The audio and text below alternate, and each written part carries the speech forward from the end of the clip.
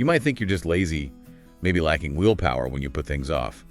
But what if I told you your own brain is actually, well, running a pretty sophisticated scam on you? A scam? That's a strong word, but actually quite fitting. Right. An internal con artist, pulling the wool over your eyes daily.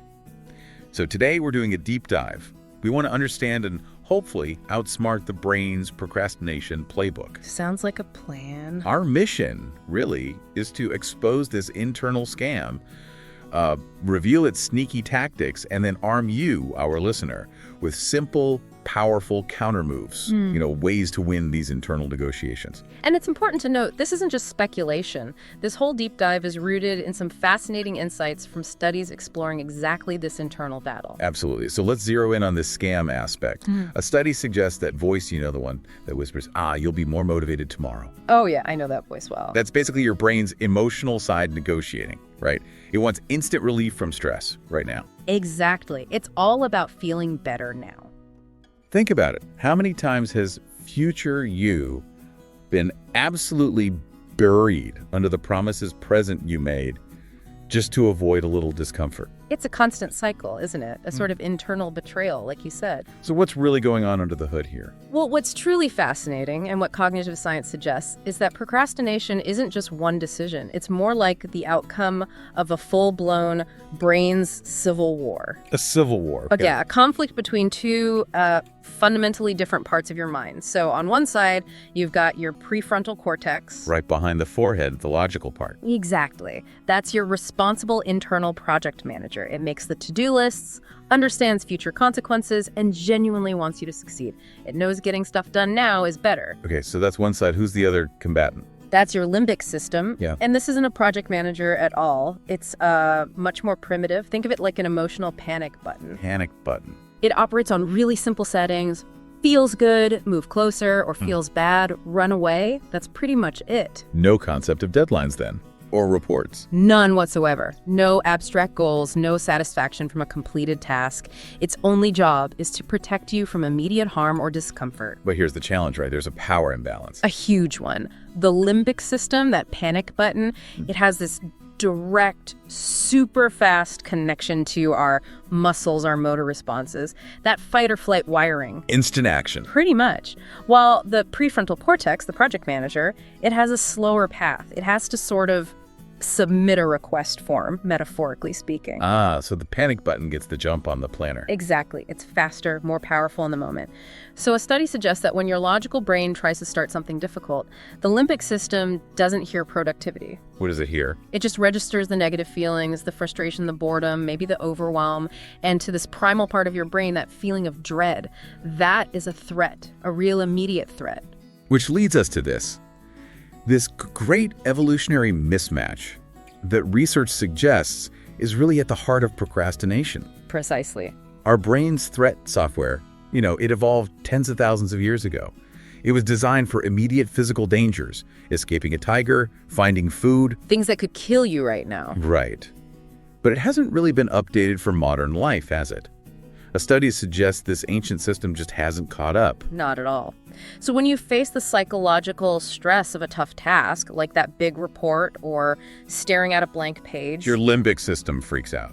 It reacts with the exact same fight or flight instinct it would use for that tiger in the bushes. Wow. So a blank page feels like a predator to my brain? In terms of the raw feeling it generates. The anxiety feels the same to your limbic system, so it triggers this powerful avoidance response. Okay, so the goal becomes stop feeling bad. That's its prime directive. Repair the mood. Quickest way.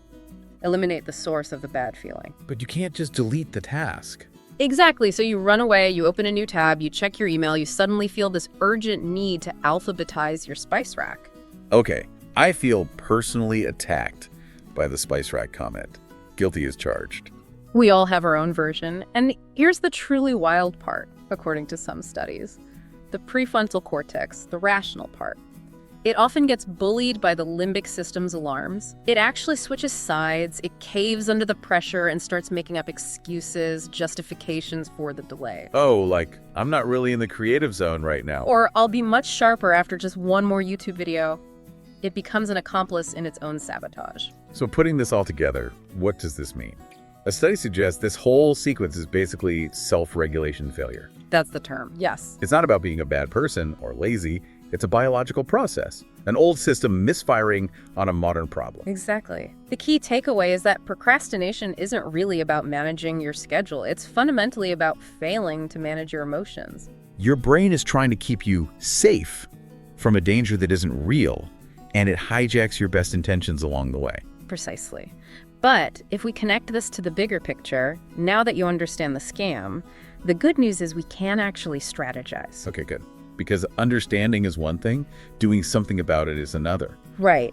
And what studies strongly suggest is that sheer willpower isn't the answer here. Trying to force your emotional brain, that limbic system, it's like trying to reason with a toddler having a tantrum. Doesn't work, just gets louder. Exactly. It doesn't have the hardware for logic in that state, so you need to be sneakier. Sneakier. I like the sound of that. Research points to, let's say, 3 powerful counter moves that bypass that immediate threat response. Okay, let's hear them. Counter move number 1.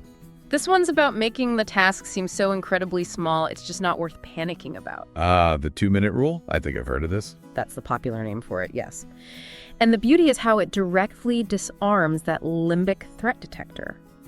Your emotional brain freaks out at clean the entire garage. That sounds huge, overwhelming. Definitely overwhelming. But you shrink the threat. The task isn't clean the garage anymore. The new task is just put one tool back on the shelf. That's it. That's it. Or instead of write the 10-page essay, it becomes open the document and type a title. You're aiming for something ridiculously small, non-threatening. So small the panic button doesn't even bother going off. Pretty much. And what studies consistently show is that making that first step absurdly easy lets you slide right past the emotional security guard. You lower the barrier to entry. Exactly. It lowers the activation energy, that initial oomph you need. And once you've started, inertia often kicks in. The hardest part is starting. Truly, and you've basically tricked your brain into doing that hardest part. Often, putting one tool away leads to putting another away. Typing the title might just flow into writing the first sentence. You bypass the roadblock. You bypass the initial emotional roadblock, and suddenly the task doesn't feel quite so threatening anymore. Okay, that makes sense. Sneaky. What's counter move number 2? This one is about eliminating the negotiation entirely. You make the decision long before your emotional brain even wakes up and has a chance to argue. Pre-decision. Exactly. It's a technique known as an implementation intention. Basically, a pre-written script for your future self. A very simple, but very specific if-then plan. Okay, give me an example. How specific are we talking? Well, think about the difference. A vague plan is, I'll work on my resume later. That leaves loads of room for negotiation. Right. Later could mean anything. Or never. Precisely. A strong implementation intention based on study recommendations would be something like, if I finish drinking my morning coffee, then I will immediately close all other tabs and spend 15 minutes updating the work experience section of my resume file. Wow, okay. That's specific. If coffee finished, then 15 others resume, no other tabs. Exactly. What the research highlights is you're identifying a specific trigger, finishing coffee, and tying it directly to a specific action. No wiggle room. No space for the limbic system to bargain. Because the decision is already made. Correct. Studies actually indicate that people who use these plans are often just as effective at getting started as people who aren't really tempted to procrastinate much anyway. That's powerful. You're automating the launch sequence. You're taking the emotional brain out of the decision loop because your rational brain already made the call when it was calm and in charge. Love it. Okay, counter move number 3. Redesign your battlefield. Redesign the battlefield, meaning my environment. Exactly. Look, willpower, as we know, it's finite, it drains during the day, but your environment, that's relatively constant. Okay, so architect my surroundings. Yes. Make procrastination harder and productive work easier. And this requires being brutally honest about your specific failure points. You mentioned the spice rack. Don't remind me. My version is definitely email inbox 0 when a deadline looms. We all have them. So the ultimate method, which comes up again and again in behavioral science studies, isn't about fighting your brain head-on with willpower. It's about rigging the game so you tend to win. How do you rig it? Create friction for bad habits. If your phone is a black hole for your time, It often is. then its new home isn't on your desk. Maybe it's in a drawer downstairs or in another room.